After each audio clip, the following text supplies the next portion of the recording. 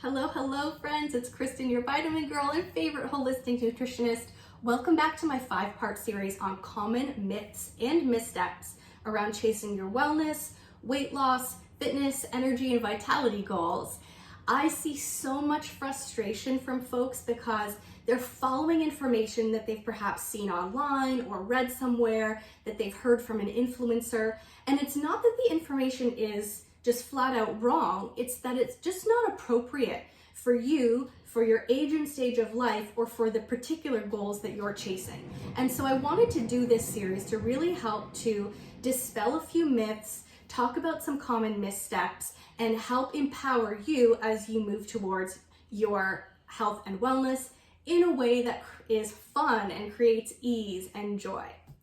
That really is the only sustainable way to get there. So let's talk about one of my favorite topics today, macronutrients. So what the hell does that even mean? Macronutrients are the major macro food groups, and there's 3 of them.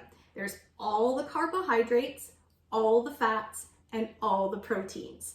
So our body needs all of these macronutrient groups to thrive and survive, to have a metabolism that's revved up, that gives us energy, where we feel vitality, where we have the building blocks that we need to manage our stress, to adapt to stressful conditions, to recover from exercise, to have strong ligaments and joints and tendons and prevent injury, to keep our balance strong, to keep our hair, skin, and nails strong. And so what I really want you to understand is that there is no world that exists where we can take out an entire macronutrient group from our diet and continue to have our optimal vitality. It's just not possible. Now, there's a lot of confusion, especially around the carbohydrate macronutrient group, because that encompasses a ton of different types of food.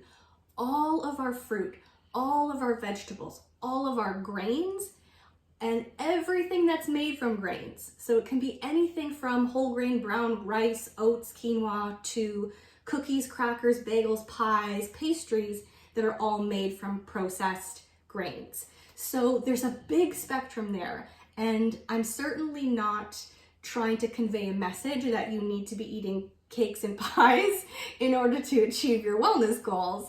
But it is important to understand that there's far more than pastry and cookies that are in that carbohydrate macronutrient food group. All of our leafy green vegetables, all of our brightly colored red and orange vegetables, all of our fruit, all of our berries, all of the things that are going to provide a tremendous amount of antioxidant support to us live in this food group. And so it's really important that it doesn't just get pushed off the table and swept aside, because certainly in recent time, that has been the trend. Before carbs were the bad guy, fats were the bad guy. And certainly during the 80s, when I grew up, everything was low fat or fat free. And that caused an equal amount of problems. So we definitely want to be incorporating sources of healthy fats into any diet that is health promoting. That is going to have a tremendous amount of protection for our cardiovascular system, for our brain, for our eyes, for our skin. And so it's really important that we're getting appropriate amounts of healthy fats in our diet as well, regardless of what the goal is. And that includes a weight loss goal. Many of us equate weight loss with fat-free. And again, just because of when we grew up and all the messages we were inundated with, but healthy fats are a vital part of any health promoting weight loss diet. Protein is probably the most commonly under-eaten macronutrient, and it's vitally important.